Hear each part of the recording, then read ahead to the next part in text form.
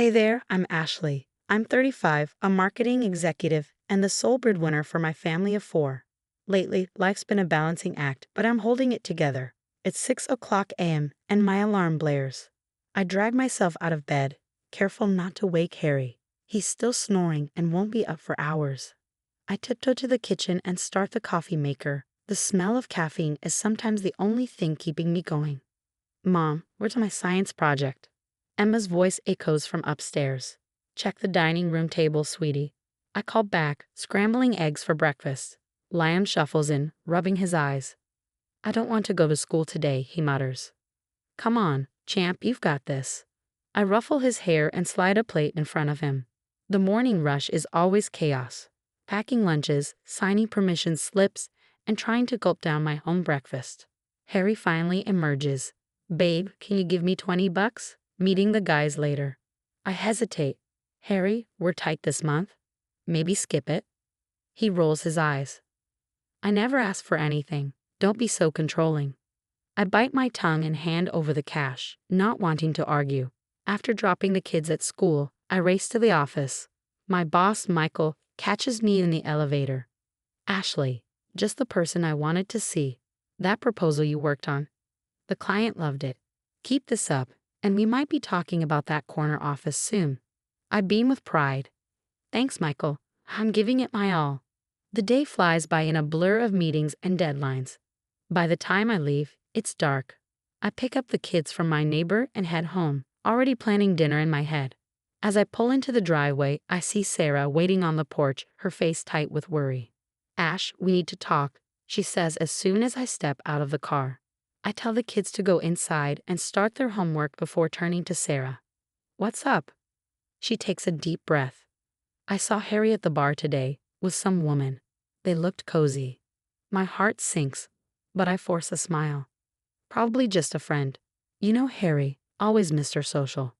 Sarah grabs my hand. Ash, you can't keep making excuses.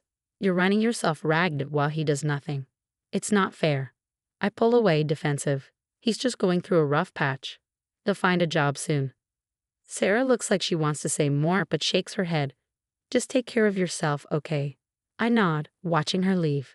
Inside, Harry sprawled on the couch, beer in hand. Hey babe, what's for dinner? I'm starving. I swallow my frustration and head to the kitchen. Just another day in paradise, right? But as I chop vegetables, a nagging feeling grows inside me. Something's got to give, and soon. A few weeks later, I'm trudging through the mall, trying to find the perfect Christmas gifts for the kids. My phone buzzes, another text from Harry asking for money. I sigh and type a quick okay before shoving the phone back in my pocket. Back at work, I'm knee-deep in a presentation when Michael pops his head in. Ashley, you're not going to believe this. We landed the Pearson account. I jump up, nearly spilling my coffee. No way, that's amazing. All thanks to your pitch. You really knocked it out of the park. Keep this up, and that promotion's as good as yours. I'm riding high on the drive home, planning to surprise Harry with the news. But as I pull into the driveway, his car is still there. Weird, he usually meets his buddies on Thursdays. I unlock the door quietly, hearing Harry's voice from the living room. His tone is low, intimate. I miss you too, Lisa. Don't worry, I'll figure something out. We'll be together soon, I promise. My heart stops. Lisa. Who the hell is Lisa? I step into the room, and Harry's head snaps up, his face pale. Gotta go, he mumbles into the phone before hanging up. Who's Lisa? I ask, my voice trembling. His eyes narrow. Were you spying on me? Jesus, Ashley, can't I have any privacy? Don't turn this around on me. I heard you. Who is she? You're being paranoid. Lisa's just a friend. Maybe if you weren't so busy with work all the time, you'd know what's going on in my life. It feels like a slap. Are you kidding me? I'm working insane hours to support this family while you do nothing. Oh, here we go again, he sneers. Poor martyr Ashley, so overworked and underappreciated. You should be grateful I put up with your nagging. I'm speechless. How did this become my fault? He grabs his coat. I'm going out. Don't wait up. The door slams behind him, leaving me alone in the silence. I sink onto the couch, my mind spinning. What just happened? The next day, I meet Sarah for coffee. As soon as I sit down, the tears start flowing and I spill everything.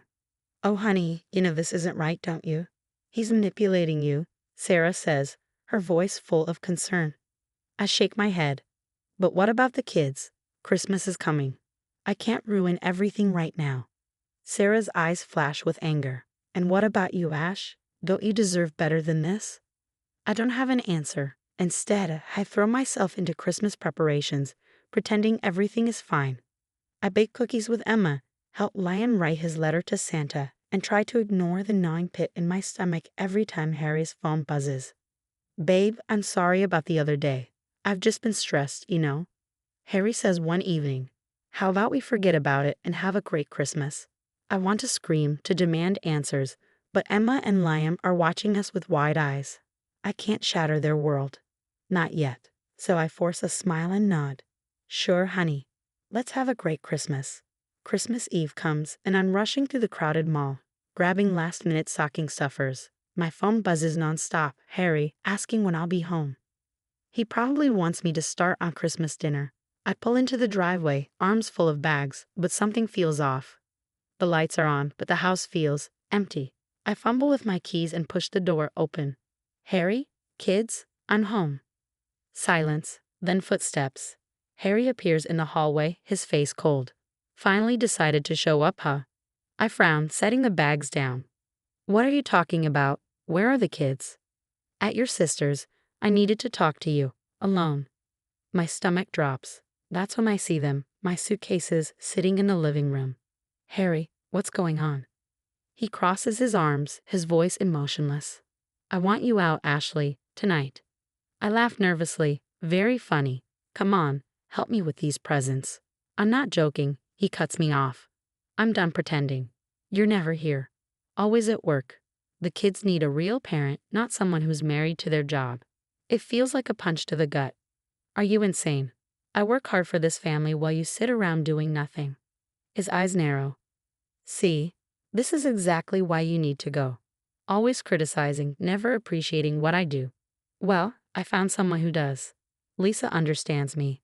The world tilts sideways. Lisa, the woman you were talking to on the phone. He nods, a cruel smile tugging at his lips. That's right, we met online. She's everything you're not, supportive, loving, present. Tears sting my eyes. You can't do this. It's Christmas Eve, for God's sake. Perfect time for a fresh start, he shrugs. New year, new life. Without you.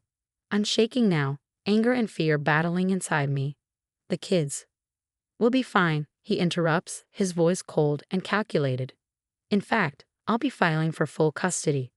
After all, what judge would give the kids to a workaholic mother with no family to help out? The low blow hits hard. He knows I'm an orphan. He knows how much that hurts. You bastard, I whisper. Face it, Ashley. You've got nowhere to go, no one to turn to. You're all alone, just like always. I'm sobbing now, pleading. Please, Harry, don't do this.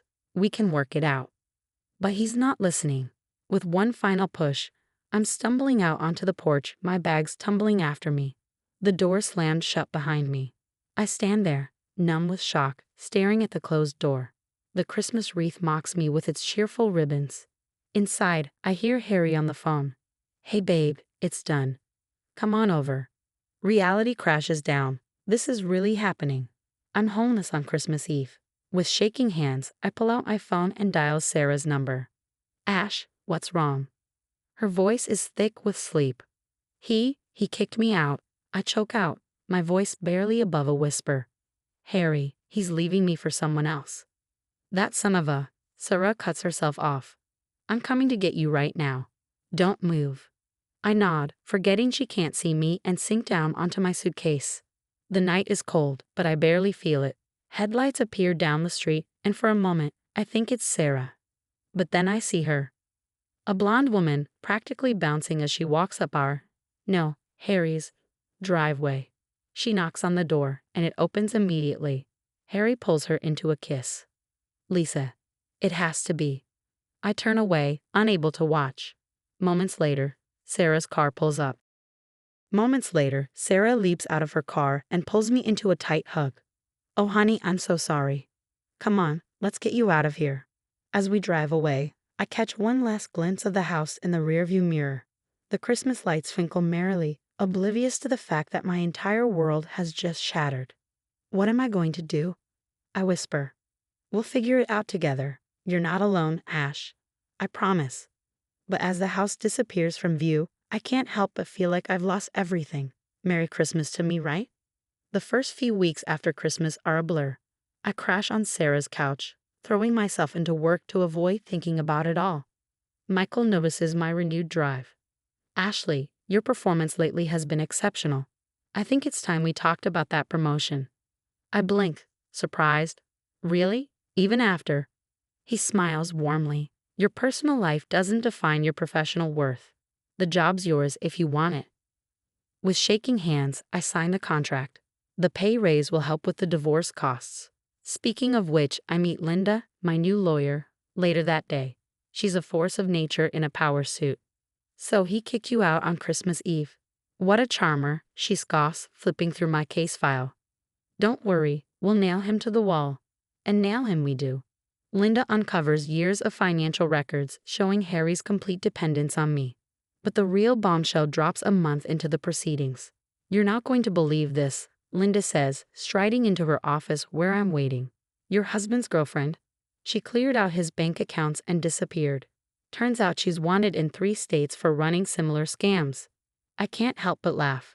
The divorce hearing is brutal. Harry shows up looking disheveled, begging the judge for leniency. But as the evidence of his infidelity, financial irresponsibility, and emotional manipulation mounts, I see the judge's expression harden. In light of the evidence presented, I'm granting full custody to Mrs. Walker. Mr. Walker will pay child support as outlined in the agreement. Harry's face crumples. But where am I supposed to go? What about the house? The judge's voice is ice cold. Perhaps you should have considered that before your actions, Mr. Walker. As we leave the courthouse, a weight lifts off my shoulders. Emma and Liam run to hug me, and for the first time in months, I feel hope. How's it feel to be free? Sarah asks. I grin. Honestly, amazing. Oh, guess what? I started a support group at work for women going through similar situations. You should see how many people showed up. Sarah beams. Look at you, turning pain into purpose. I'm so proud of you, Ash. Just then, my phone buzzes. Harry's name flashes on the screen. I hesitate for a moment, then decline the call. Everything okay? Sarah asks. I nod, smiling. Yeah, actually, everything's great. Later that night, as I tuck the kids into bed, Liam asks, Mom, are you happy now? I pause, really thinking about it. You know what, sweetie? I really am. Emma pipes up. We are too. It's nice seeing you smile again.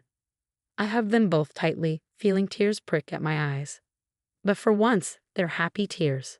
As I settle onto the couch, my phone buzzes again. Another call from Harry. This time, I block the number without hesitation. Looking around at my new home, filled with warmth and love, I realize something. This isn't an ending. It's a beginning. And for the first time in years, I'm excited to see what the future holds. That's my story. Now, I have a question for all of you. If you were in my shoes, would you have given Harry a second chance after discovering his secretive behavior? Or would you have confronted him immediately? Where do you draw the line between being supportive and being taken advantage of in a relationship? Share your thoughts in the comments below.